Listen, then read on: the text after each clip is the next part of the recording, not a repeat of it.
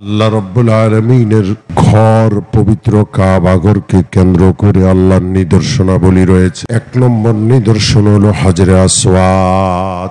এক নম্বর নিদর্শন কি? জোরে বলেন, কি নিদর্শন?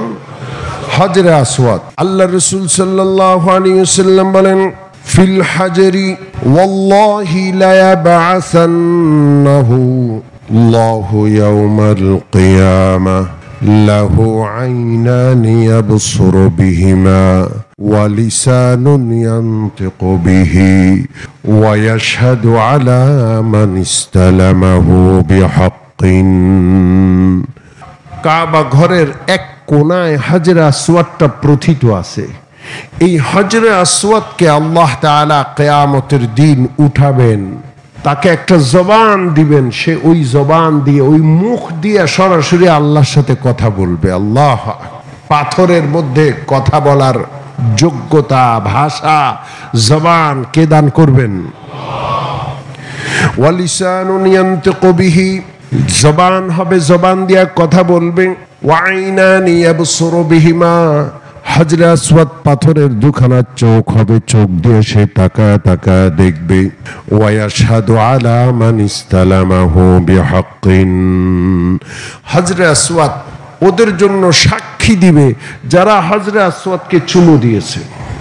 হাজরে আসওয়াদকে তিন ভাবে চুমু দেওয়া যায়। কয়ভাবে? ইস্তিলাম তিন ভাবে হয়। যদি ভিড় না থাকে, সরাসরি দুই হাত রেখে আপনি হাজরে আসওয়াদে ঠোঁট লাগিয়ে চুমু দিবেন। যদি ভিড় বেশি হয়, হাজরে আসওয়াদের মধ্যে হাতটা ছোঁয়াইয়া হাতের মধ্যে চুমু দেওয়া যায়, এটাও ইস্তিলাম। যদি এত ভিড় হয়, কাছে গিয়ে চুমু দেওয়ার সুযোগ নাই, হাত দিয়ে ছোঁয়ারও সুযোগ নাই, তাহলে বিশ্বনবী বলেন দূর থেকে ইশারা করে চুমু দিতে হয়। কিভাবে চুমু দিতে হয়? দূর থেকে। বেশিরভাগ একেবারে 90% হাজি তাওয়াফের সময় বিসমিল্লাহ আল্লাহু আকবার বলে হাত দিয়া হাজরে আসওয়াদের দিকে ইশারা করে হাতে চুমু খায়। এই দূর থেকে হাত দিয়ে ইশারা দিয়ে চুমু খাইলেও এই হাজরে আসওয়াদ যেদিন দুই চোখ দিয়ে দেখবে, জবান দিয়ে কথা বলবে, সেদিন এই চুমু দানকারীর জন্য হাজরে আসওয়াদ আল্লাহর আদালতে সাক্ষী দিবে, আল্লাহর আদালতে সুপারিশ করবে। সুবহানাল্লাহ। আল্লাহ যেন হাজরে আসওয়াদে ইস্তিলাম করার, চুমু দেওয়ার সুযোগ আমাদের সকলকে দান করে দেন। আল্লাহ রাসূল সাল্লাল্লাহু আলাইহি ওয়াসাল্লাম বলেন, নাযালাল হাজরুল আসওয়াদ মিনাল জান্নাতি ওয়া হুয়া আশাদ্দু বিয়াদাম মিনাল লাবান।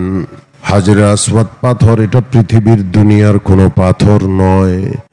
আল্লাহ রাব্বুল আলামিন জান্নাত থেকে হাজরে আসওয়াদকে পৃথিবীতে পাঠালেন আশাদ্দু বিয়াযাম মিনাল লাবান। হাজরে আসওয়াদ পাথর দুধের চেয়েও সাদা ছিল, এখন কালো, নামও কালো পাথর। আল্লাহ রাসূল সাল্লাল্লাহু আলাইহি ওয়াসাল্লাম বলেন, ফাসাওয়াদাতহু খাতায়া বনি আদম, দুধের চেয়েও সাদা, ধবধবে সাদা পাথরটা কালো হলো কেমনে? রাসূলুল্লাহ বলেন, বনি আদম সেটাকে ইস্তিলাম করে চুমু দেয়। বনি আদমের যত গুনাহ আছে সব সেটা শোষণ করে নেয়। গুনাহ শোষণ করতে করতে করতে সাদা পাথর কালো হয়ে গেছে। তাহলে যেই ব্যক্তি হাজরে আসওয়াদে চুমু দেয়, তার গুনাহ মাফ হয়ে যায়।